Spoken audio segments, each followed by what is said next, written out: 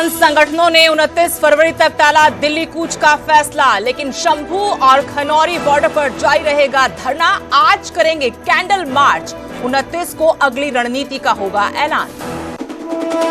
हिसार में किसानों और पुलिस के बीच जबरदस्त टकराव, खनौरी जाने से रोकने के लिए आंसू गैस और लाठीचार्ज, 2 डीएसपी समेत 16 पुलिसकर्मी घायल, 25 किसानों को भी आई चोटें। हरियाणा में फिर बढ़ाई इंटरनेट पर पाबंदी, 7 जिलों में आज रात 12 बजे तक बढ़ाया बैन, किसान आंदोलन को देखते हुए फैसला। किसान आंदोलन के बीच सीएम मनोहर लाल का बड़ा बयान, कहा हरियाणा में किसानों को नहीं कोई समस्या, सिर्फ पंजाब के किसान जाहिर कर रहे हैं अपना दुख, हम अपने राज्य में दे रहे हैं ज्यादा सुविधाएं। शुभकर्ण सिंह का अब तक नहीं हुआ पोस्टमार्टम, एफआईआर दर्ज करने की मांग पर अड़े हैं किसान संगठन, कहा जब तक हरियाणा पुलिस पर दर्ज नहीं होगा केस नहीं करवाएंगे पोस्टमार्टम। शुभकर्ण के संस्कार के सस्पेंस के बीच सामने आई उसकी मां, कहा मेरे बेटे का किया जाए अंतिम संस्कार, लेकिन परिवार ने किया इनकार, कहा मां के साथ 17 साल से नहीं कोई संबंध। शुभकर्ण की मौत मामले में संगरूर में पंजाब कांग्रेस का प्रदर्शन, हरियाणा के गृह मंत्री पर केस दर्ज करने की मांग, राजा बड़िंग की अगुवाई में एसएसपी दफ्तर के बाहर देंगे धरना। सुप्रीम कोर्ट के निर्देशों के बाद फिर चुने जाएंगे चंडीगढ़ के सीनियर डेप्यूटी मेयर और डेप्यूटी मेयर, 27 फरवरी को होगा चुनाव, आपके 3 पार्षद बीजेपी में जाने से बदल सकता है चुनावी गणित। शादी के बंधन में बंधने जा रहे हैं अनंत अंबानी और राधिका मर्चेंट, 1 मार्च को गुजरात के जामनगर में प्री वेडिंग फंक्शंस की शुरुआत, देश विदेश से बड़ी हस्तियां होंगी शामिल।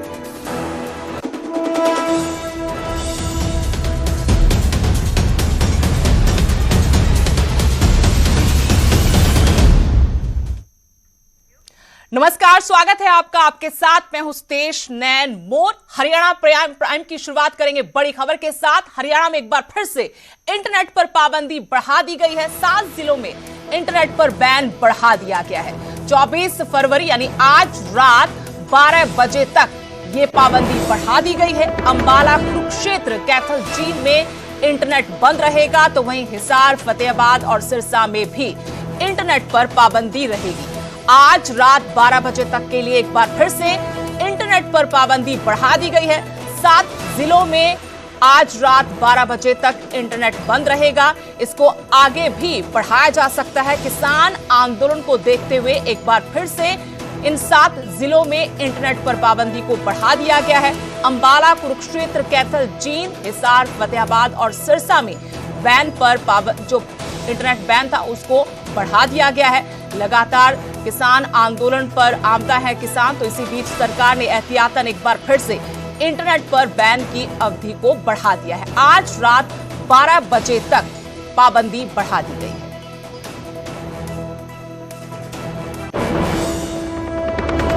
उधर किसान आंदोलन पर सीएम मनोहर लाल ने बड़ा बयान दिया है, हरियाणा के किसानों को कोई समस्या नहीं है। मुख्यमंत्री की तरफ से कहा गया कि पंजाब के किसान अपना दुख जाहिर कर रहे हैं, पंजाब के किसानों को वो सब नहीं मिल रहा जो हम दे रहे हैं। आज किसान समझते हैं कौन सी सरकार हितैषी है। पंजाब के किसान दिल्ली कूच पर अड़े हैं, एमएसपी समेत अन्य मांगों को लेकर आंदोलन कर रहे हैं। तो इसी बीच में मुख्यमंत्री मनोहर लाल ने बड़ा बयान दिया, कहा कि हरियाणा के किसानों को कोई समस्या नहीं है, ये पंजाब के किसान हैं जो अपना दुख जाहिर कर रहे हैं। पंजाब के किसानों को वो सब नहीं मिल रहा जो हम दे रहे हैं। आज किसान समझते हैं कौन सी सरकार हितैषी है।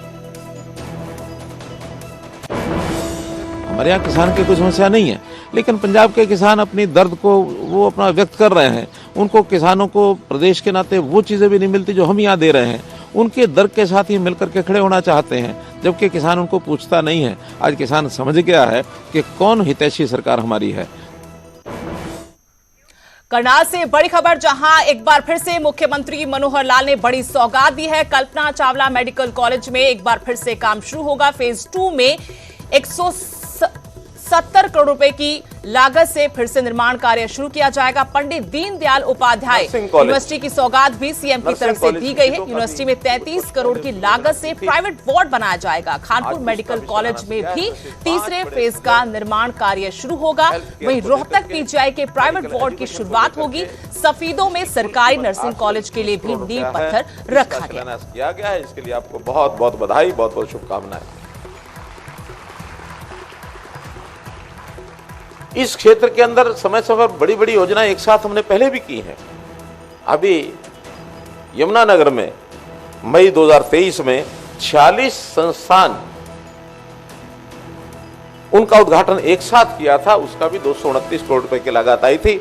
एक साथ बहुत सी व्यवस्थाएं वहां दी गई थी। इस बार हमने बजट भी, कल ही जो बजट की घोषणा की है, स्वास्थ्य के नाते से 24% की बढ़ोतरी करके, और ये 9,500 करोड़ रुपए का बजट पहली बार इस बार किया है, ताकि हमारे इलाज के नाते से इन व्यवस्थाओं में, चाहे मेडिकल एजुकेशन हो, चाहे हेल्थ हो, इसमें किसी प्रकार की कमी न रहे। इसके ऊपर हम लगातार काम कर रहे हैं।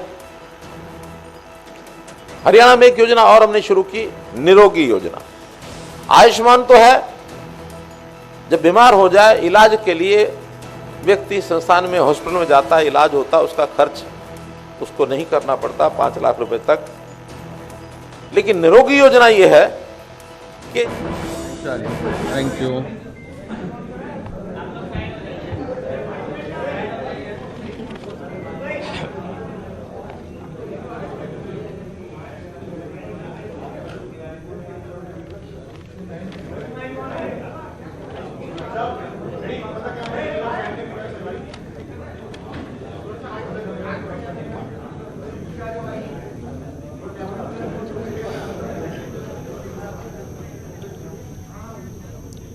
संदीप पाठक जी, आतिशी जी, सौरभ।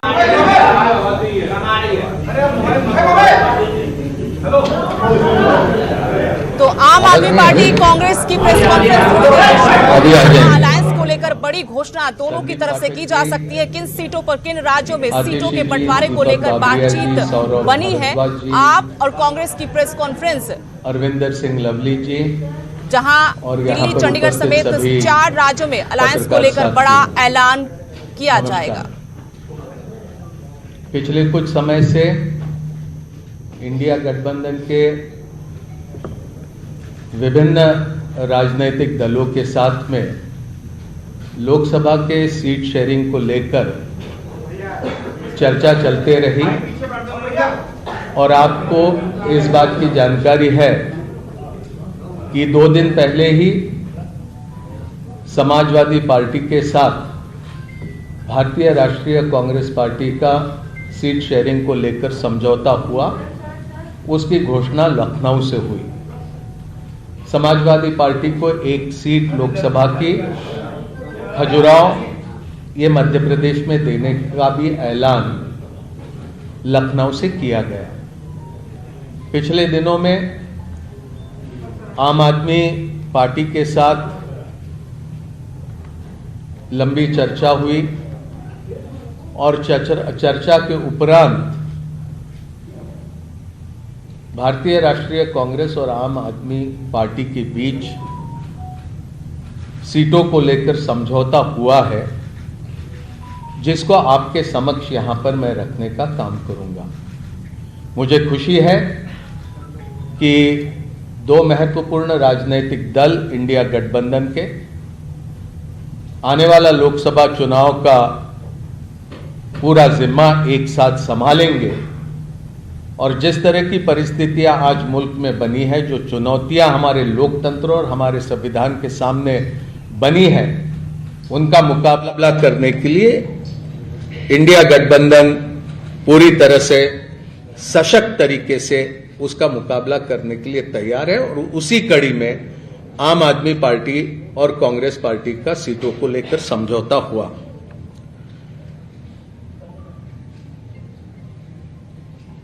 दिल्ली लोकसभा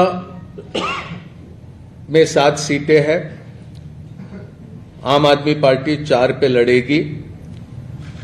वो 4 सीटें नई दिल्ली, वेस्ट दिल्ली, साउथ दिल्ली और ईस्ट दिल्ली। कांग्रेस पार्टी 3 सीटों पर दिल्ली में चुनाव लड़ेगी, चांदनी चौक, नॉर्थ ईस्ट और नॉर्थ वेस्ट। गुजरात में 26 लोकसभा सीटें हैं, 24 पर कांग्रेस लड़ेगी, 2 सीटों पर आम आदमी पार्टी के प्रत्याशी रहेंगे। भरूच लोकसभा और भावनगर लोकसभा की ये सीटें होगी। हरियाणा में 10 लोकसभा सीटों में से 9 सीटों पर भारतीय राष्ट्रीय कांग्रेस लड़ेगी और 1 सीट जो कुरुक्षेत्र की है वहां पर आम आदमी पार्टी के प्रत्याशी लड़ेंगे। चंडीगढ़ को लेकर लंबी चर्चा हुई, लेकिन आखिरी में यह तय किया गया कि चंडीगढ़ में भारतीय राष्ट्रीय कांग्रेस के प्रत्याशी चुनाव लड़ेंगे। गोवा में भी, खास करके दक्षिण गोवा में विस्तार से चर्चा हुई, लेकिन फिर यह तय किया गया कि गोवा की दोनों सीटें ये भारतीय राष्ट्रीय कांग्रेस पार्टी लड़ेंगी। तो संक्षेप में ये सीटों को लेकर ये जानकारी आपके समक्ष रखनी थी। ये संभव है, 2 अलग अलग राजनीतिक दल हम होने की वजह से अलग अलग चुनाव चिन्हों पर हम ये चुनाव लड़ेंगे, लेकिन हमारी जिम्मेदारी रहेगी कि दिल्ली में कांग्रेस पार्टी 3 पर प्रत्याशी रखने के बाद भी 7 पर हम किस तरह से कामयाब हो सकते हैं, उस दिशा में हमारा प्रयास रहेगा और हमारे तमाम कार्यकर्ता और नेता उस दिशा में प्रयास करेंगे। और इसी तरह की स्थिति सभी राज्यों में हम दोनों दलों के बीच में ही नहीं, तो इंडिया गठबंधन में जितने भी राजनीतिक दल हैं वो सभी तालमेल के साथ काम करते हुए अधिक से अधिक प्रत्याशियों को कामयाब करने की दिशा में प्रयास करेंगे। ये बोल दिया हो गया। हरियाणा, चंडीगढ़ बोल दिया।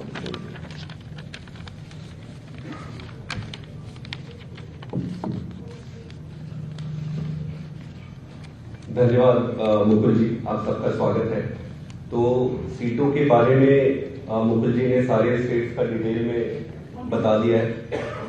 मैं बस इतना ही कहना चाहता हूं कि आज देश जिस परिस्थिति से गुजर रहा है, जिस तरीके से भारतीय जनता पार्टी की सरकार सारी संस्थाओं को खत्म कर रही है एक एक करके, जिस तरीके से चुनावों की चोरी हो रही है, जिस तरीके से चुनावों की चोरी करने के लिए, चुनावों को जीतने के लिए विपक्षी नेताओं को जेल में डाला जा रहा है, जिस तरीके से किसानों के साथ अन्याय हो रहा है, जिस तरीके से पूरी देश की जनता बेरोजगारी, महंगाई से जूझ रही है, आज देश को एक ईमानदार और मजबूत विकल्प की जरूरत है। इसी को ध्यान में रखते हुए और अपने स्वयं के राजनीतिक छोटे छोटे बड़े छोटे हितों को दरकिनार करके देश के हितों को सामने रखकर इस गठबंधन में आए हैं। और गठबंधन में आने का उद्देश्य मैं एक बार फिर से आप सबके समक्ष रखना चाहता हूं कि देश इंपॉर्टेंट है, पार्टी हमेशा सेकेंडरी है। इस चुनाव को हम इस तरीके से नहीं लड़ेंगे कि ये कांग्रेस यहां से लड़ेगी, आम आदमी पार्टी यहां से लड़ेगी। इस चुनाव को इंडिया लड़ेगी। कुछ सीटों पर आम आदमी पार्टी अपने कैंडिडेट उतारेगी और कुछ सीटों पर कांग्रेस अपने कैंडिडेट उतारेगी। मेरा ये मानना है कि भारतीय जनता पार्टी के जो कैलकुलेशन और जो भी इन्होंने अपनी रणनीति बनाई थी, वो सारा इस अलायंस के बाद से उलटफेर हो जाएगा और देश की जनता के साथ मिलकर ये चुनाव लड़ेंगे और ये चुनाव जीतेंगे। बहुत बहुत धन्यवाद।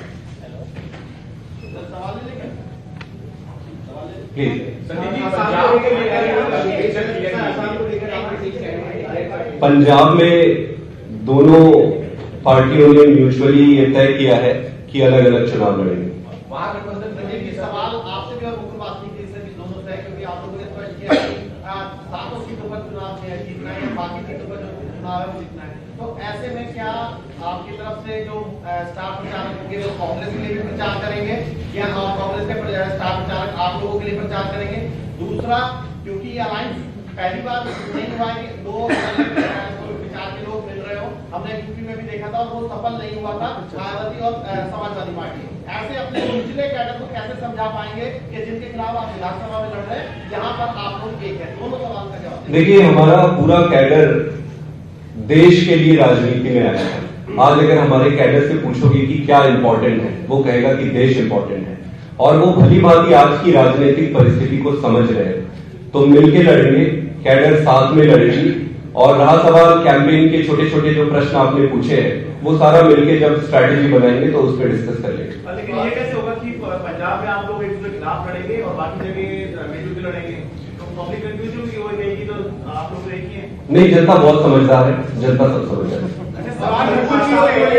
फैसल अहमद पटेल ने ट्वीट किया था कि उनकी राहुल गांधी से बात हो गई है, वो भरूच जीतेंगे, और कहीं ना कहीं ये भी कहा था कि कांग्रेस का कार्यकर्ता आम आदमी पार्टी के लिए कैंपेन नहीं करेगा भरूच में। देखिए, सारी परिस्थितियों को समझकर राय मशवरा करके ये हमने फैसला किया है, ये दोनों राजनीतिक दलों के बीच में, और मुझे पूरा विश्वास है कि ये फैसले का सम्मान कांग्रेस का हर कार्यकर्ता करेगा और आम आदमी पार्टी के भी कार्यकर्ता ये समझौता पूरा इसको मानेंगे। मेरा सवाल है कि अभी जैसे संदीप जी ने कहा कि हम लोग जो है देश हित को आगे रख के आए हैं, पार्टी को पीछे रखा है, और उसी देश हित की बात करते हुए आप लोगों ने कई राज्यों में गठबंधन किया है, लेकिन वो जो है आपको पंजाब में क्यों नहीं हो रहा? पंजाब में आप एक दूसरे के विरोध में लड़ रहे हैं। देखिए, पंजाब की विशेष परिस्थितियां है, वो मेरे से बेहतर आप अच्छे से समझ सकते हैं, और उन परिस्थितियों को देखकर ये फैसला किया गया है कि वहां पर दोनों राजनीतिक दल या अलग अलग से चुनाव लड़ेंगे। आम आदमी पार्टी अरविंद केजरीवाल की मुश्किलें बढ़ेगी अगर ये अलायंस हुआ। कल आम आदमी पार्टी ने प्रेस कॉन्फ्रेंस भी की थी, तो कांग्रेस इसे कैसे देखती है कि अरविंद केजरीवाल की मुश्किलें बढ़ेगी सीबीआई और ईडी को लेकर? ये आम आदमी पार्टी संभावना जता रही है अलायंस के बाद में। मुकुल जी से सवाल है। देखिए, ये सिर्फ आम आदमी पार्टी या आम आदमी पार्टी के नेता अरविंद केजरीवाल जी तक के ही ये प्रश्न सीमित है, ऐसा मैं नहीं मानता हूं। आज जिस तरह की परिस्थितियां भारतीय जनता पार्टी ने देश की राजनीति में खड़ी करी है, पूरे मुल्क में एक तरह से कहे कि ये लोकतंत्र के सामने चुनौती है। हर किसी के ऊपर ईडी, हर किसी के ऊपर सीबीआई, हर किसी के ऊपर इनकम टैक्स, हर किसी के ऊपर इस तरह से दबाव डालने की राजनीति भारतीय जनता पार्टी कर रही है, जो हम समझते हैं कि भारत के लोकतंत्र के लिए बहुत खतरनाक है। और इसका मुकाबला सिर्फ आम आदमी पार्टी ही नहीं, भारतीय राष्ट्रीय कांग्रेस ही नहीं, भारत के लोग इसका मुकाबला करेंगे। Thank you.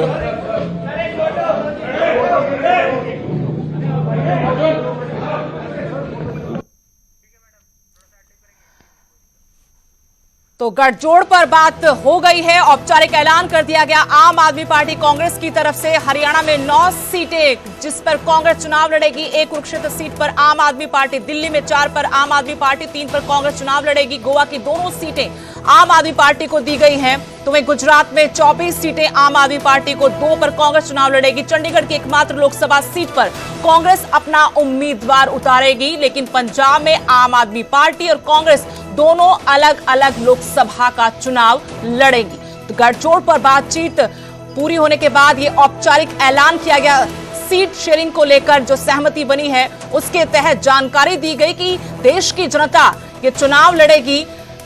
आम आदमी पार्टी कांग्रेस ने सीटें तय कर ली हैं, 10 लोकसभा सीटें हरियाणा में, जिसमें 9 पर कांग्रेस चुनाव लड़ेगी। 1 कुरुक्षेत्र सीट पर आम आदमी पार्टी का उम्मीदवार चुनाव लड़ेगा। चंडीगढ़ में कांग्रेस का उम्मीदवार होगा। तो वहीं पंजाब में दोनों पार्टियों की राहें अलग होंगी, अलग अलग चुनाव लड़ेंगी। गोवा की 2 सीटों पर आम आदमी पार्टी, दिल्ली में 4 सीटों पर आम आदमी पार्टी के उम्मीदवार, तो वहीं 3 पर कांग्रेस के उम्मीदवार चुनाव मैदान में होंगे।